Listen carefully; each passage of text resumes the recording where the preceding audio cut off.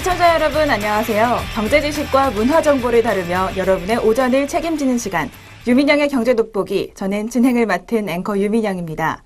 오늘 날씨 참 따뜻합니다. 전국이 20도를 웃도는 곳도 참 많은데요. 이렇게 따뜻한 날씨가 계속되는 가운데 오후에는 남부지방을 중심으로 비가 오기도 한다고 하니까요. 건강 관리에도 꼭 유의하시기 바랍니다. 그럼 저희 경제 돋보기와 함께 좋은 경제 생활도 해나가시길 바라면서 4월 28일 화요일 유민영의 경제 돋보기 지금부터 시작하겠습니다.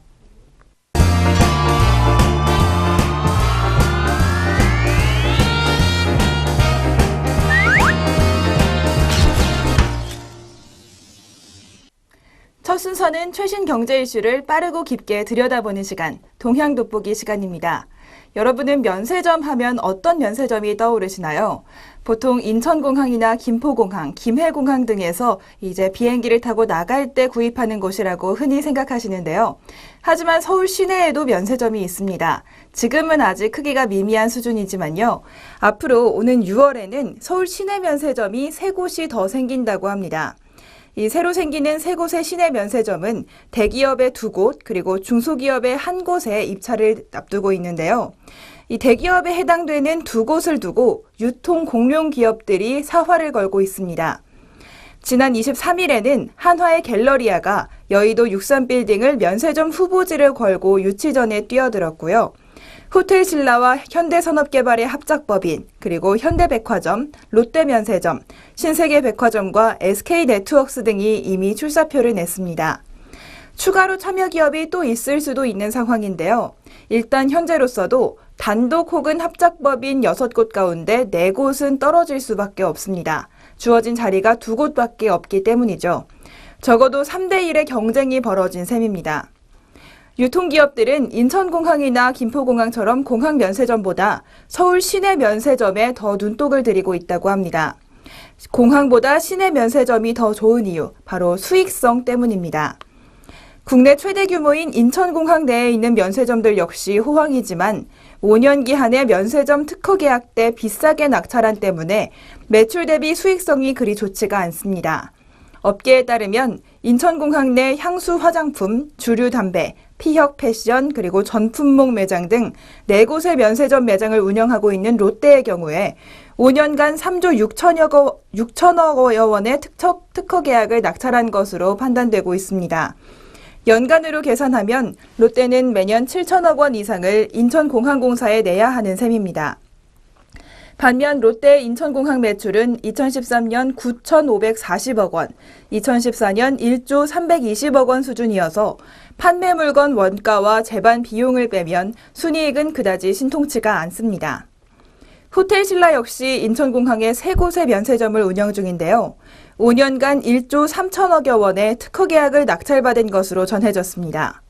롯데보다 조금 낮기는 하지만 매년 2,600억여 원을 인천공항공사에 내야 합니다. 호텔신라의 인천공항 면세점 3곳은 2013년에 8,370억 원, 2014년에 8,990억여 원의 매출을 냈습니다. 이렇게 아슬아슬한 흑자가 계속되는 가운데 이와는 달리 인천공항을 제외한 다른 면세점들은 임대료 부담이 적기 때문에 매출만 늘어난다면 수익성이 크게 늘어날 여지가 있습니다. 요우커라고 불리는 중국 관광객들이 많이 몰리는 서울, 바로 시내 면세점으로서는 최고의 위치라고 볼 수가 있습니다. 업계 자료를 보면 서울의 소공점과 코엑스점, 잠실점을 둔 롯데면세점은 지난해 3곳에서 2조 6,315억 원의 매출을 올렸습니다. 이는 서울 시내 면세 판매액의 60.5%를 차지하고요. 서울 장충동의 신라면세점은 1조 1,521억 원의 매출을 올려서 26.5%를 차지했습니다. 그리고 또 역시 시내에 있는 동화면세점은 2,919억 원의 매출을 올려 6.7%를 점유했습니다.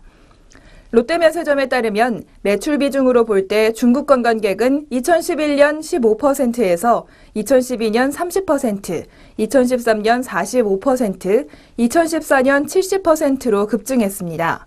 이렇게 요우커가 면세점 매출을 좌지우지한다는 건데요. 이런 상황에서 서울 시내 면세점이 더욱더 중요해질 수밖에 없습니다. 이에 더해 면세점 샤워 효과도 기대하고 있습니다.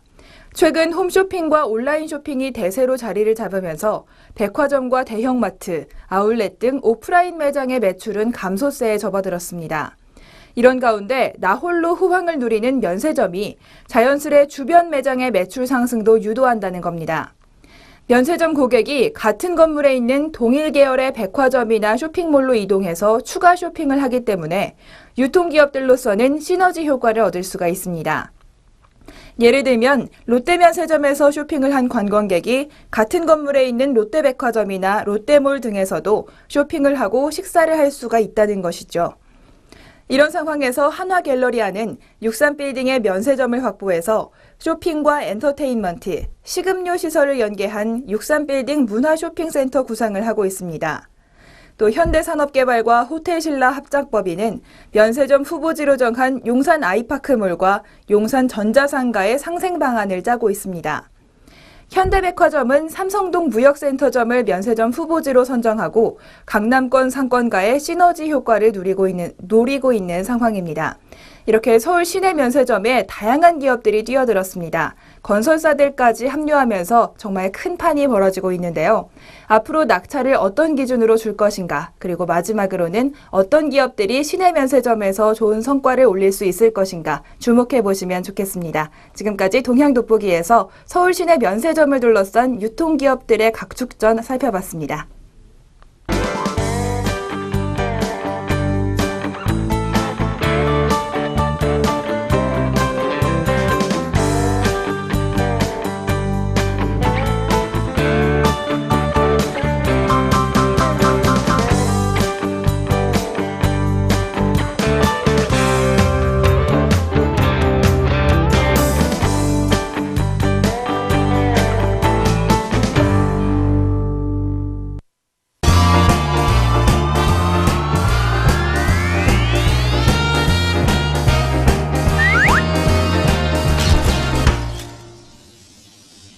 이번 순서는 아리송한 단어 확실하게 잡아가는 시간, 용어 돋보기 시간입니다.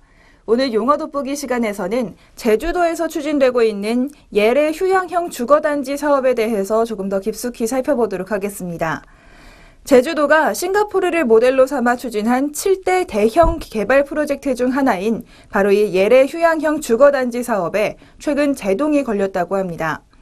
대법원이 사업 부지 수용이 적법하지 못했다며 토지 수용 취소 판결을 내렸기 때문입니다. 제주국제자유도시 개발센터, 이른바 JDC와 말레이시아 버자야 그룹의 합작 시행사 버자야 제주 리조트는 강제 수용한 12만 4,516제곱미터 규모 땅의 원래 소유주들과 토지 매수 협상을 다시 벌여야 할 처지에 놓였습니다.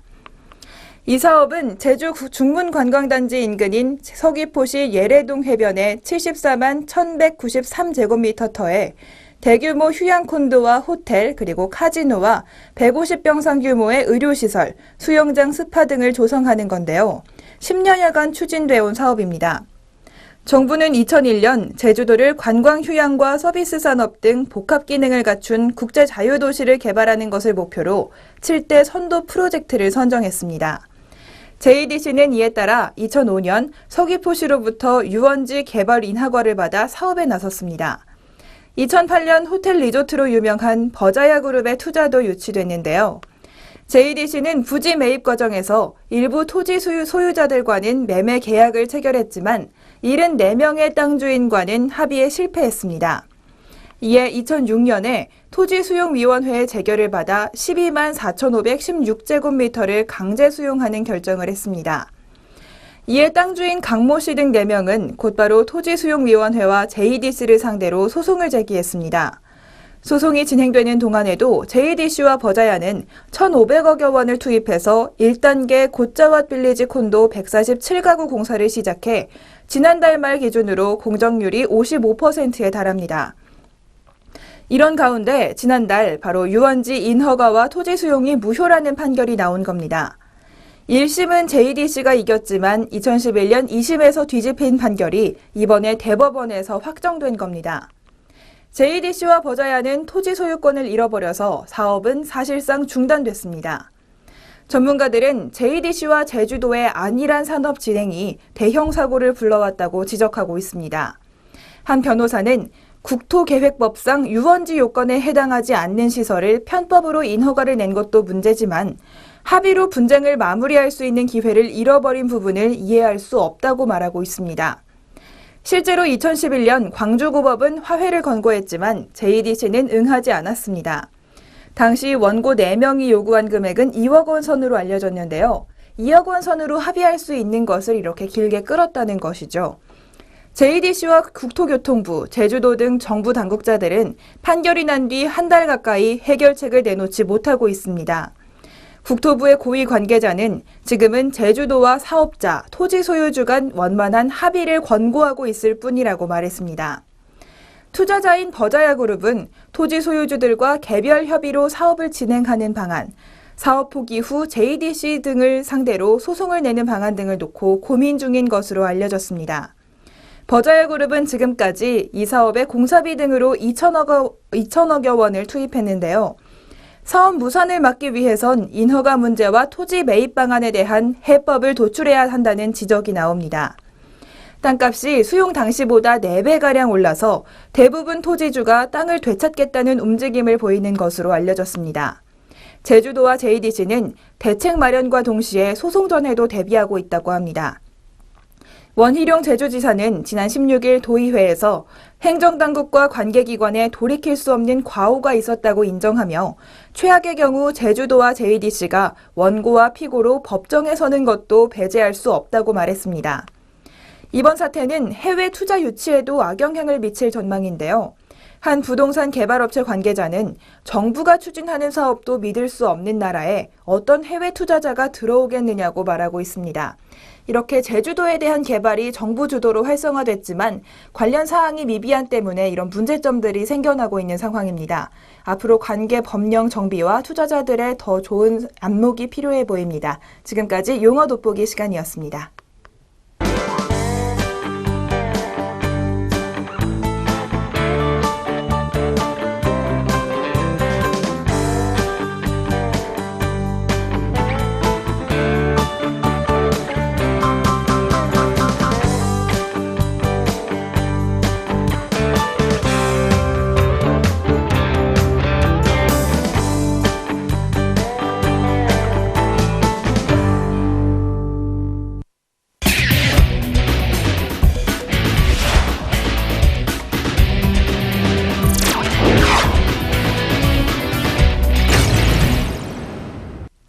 경제의 문화적 재미를 더하다. 컬처 앤 이코노미 시간입니다.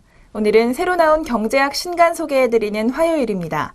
오늘 소개해드릴 책은 바로 나는 왜 구글을 그만두고 라쿠텐으로 갔을까라는 책인데요.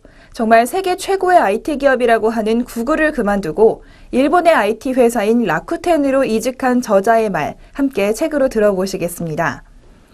IT 업계의 한 남자가 구글을 그만두고 일본의 IT 기업 라쿠텐으로 이직합니다. 이 책의 저자 바로 오바라 가즈히로의 이야기인데요. 나는 왜 구글을 그만두고 라쿠텐으로 갔을까라는 책은 좀처럼 이해하기 힘든 이 IT 전문가의 선택을 통해 IT 비즈니스의 새로운 성공 원리를 발견하게 하고 또 우리가 발을 딛고 서 있는 지금 여기의 변화를 읽어낼 수 있도록 도와주는 책입니다. 일본에서도 손꼽히는 전문가인 IT 전문가인 저자는 인터넷이 등장한 후 20년을 오롯이 현장에서 활동하며 시대의 흐름을 읽어왔습니다. 맥킨지앤컴퍼니, 그리고 NTT 도코모, 리쿠루트, 구글에 이어 라쿠텐까지 10번의 전직을 거듭한 그가 구글을 떠나 마지막으로 선택한 기업은 가장 일본적인 IT 기업이라 불리는 라쿠텐이었습니다. 저자가 고백하듯이 주변의 누구도 이해하기 힘든 선택이었다고 하는데요.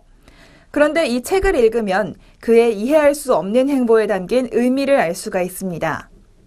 그건 바로 그 선택에 IT 비즈니스의 미래가 담겨 있었기 때문입니다. 저자는 이 책에서 지난 20년간 IT 비즈니스의 작동 원리를 조명하고 현재와 미래 IT 비즈니스의 흐름을 조망합니다.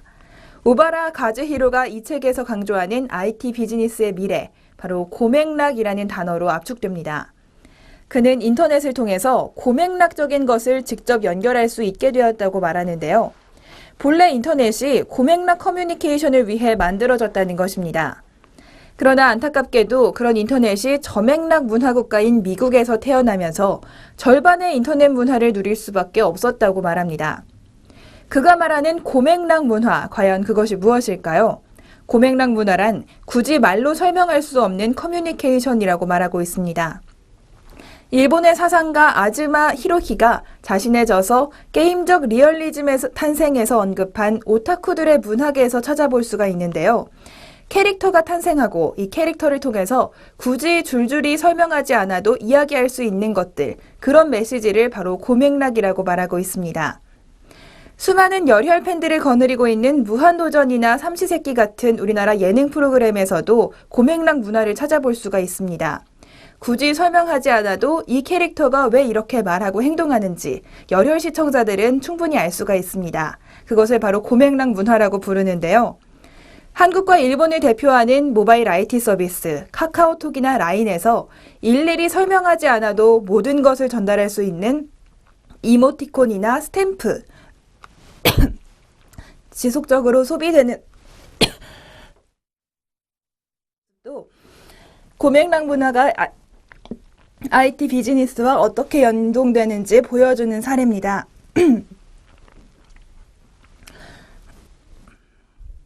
네.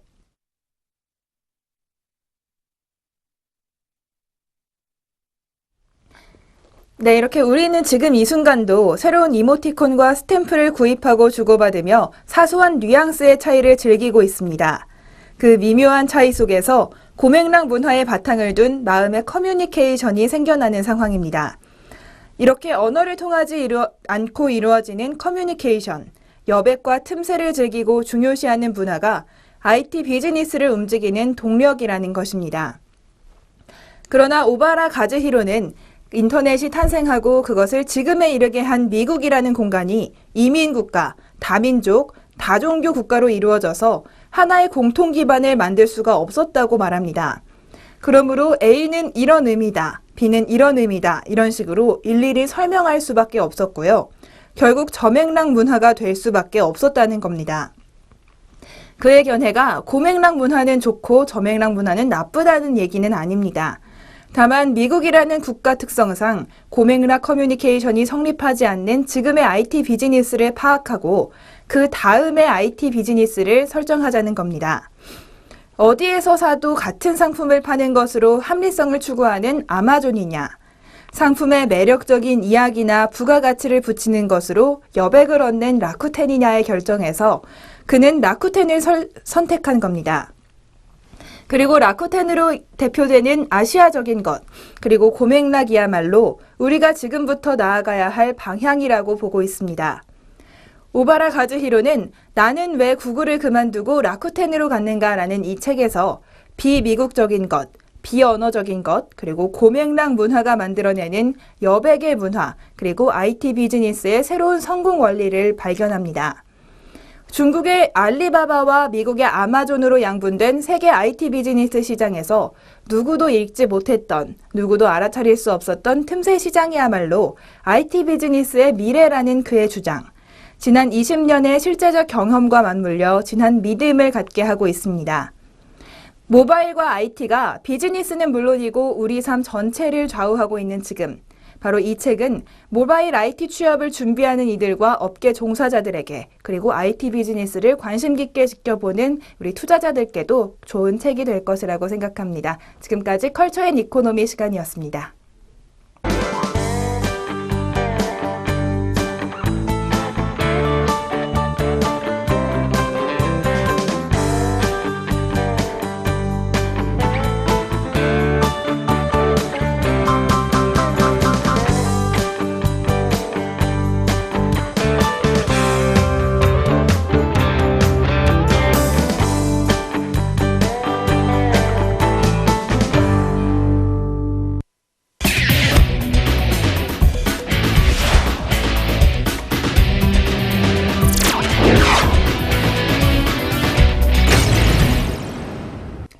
경제 돋보기, 이번 순서는 주목할 만한 주식 한 종목씩 소개해드리는 주식 한마디 시간입니다.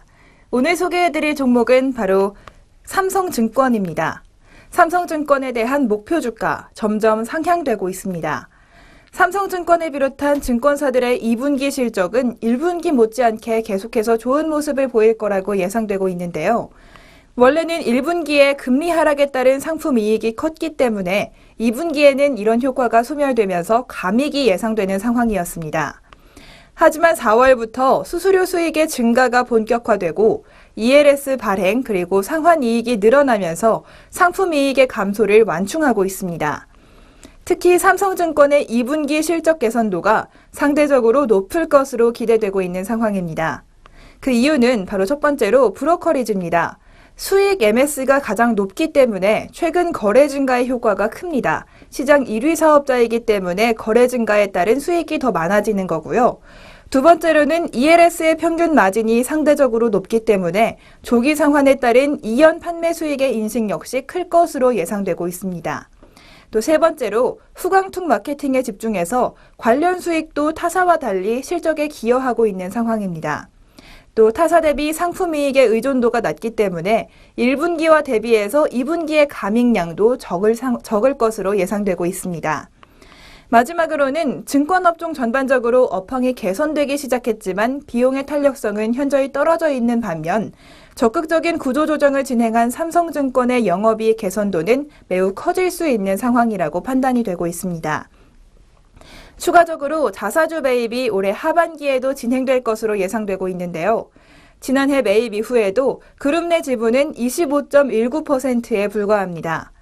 삼성화재가 30%를 채운 이후에 주주 환원 정책을 재검토하고 있다는 점을 돌이켜보면 삼성증권의 자사주 매입도 앞으로도 계속 30% 수준까지는 꾸준히 진행될 것으로 예측되고 있습니다. 지금까지 주식 한마디 삼성증권에 대해서 알아봤습니다.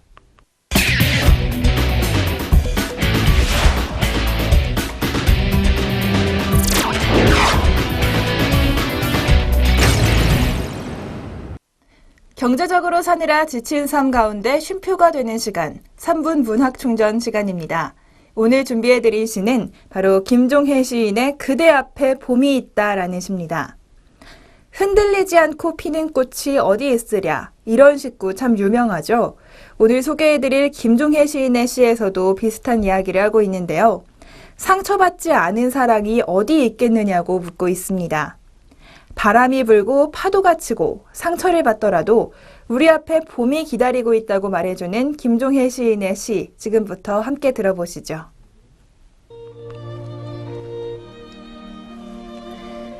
그대 앞에 봄이 있다. 김종혜. 우리 살아가는 일 속에 파도 치는 날, 바람 부는 날이 어디 한두 번이라. 그런 날은 조용히 닻을 내리고 오늘 일을 잠시라도 낮은 곳에 묻어두어야 한다. 우리 사랑하는 일 또한 그 같아서 파도 치는 날, 바람 부는 날은 높은 파도를 타지 않고 낮게 낮게 밀물져야 한다. 사랑하는 이여, 상처받지 않은 사랑이 어디 있으랴.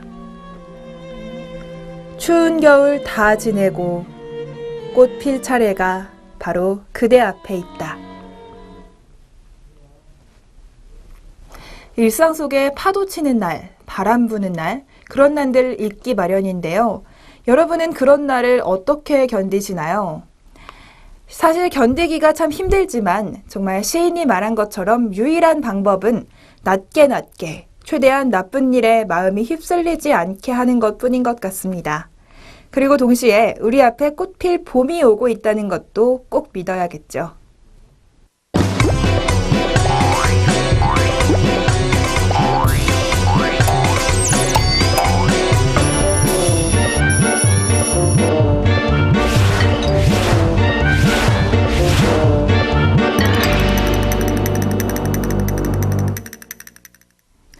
경제돋보기 오늘 준비한 소식 모두 전해드렸습니다.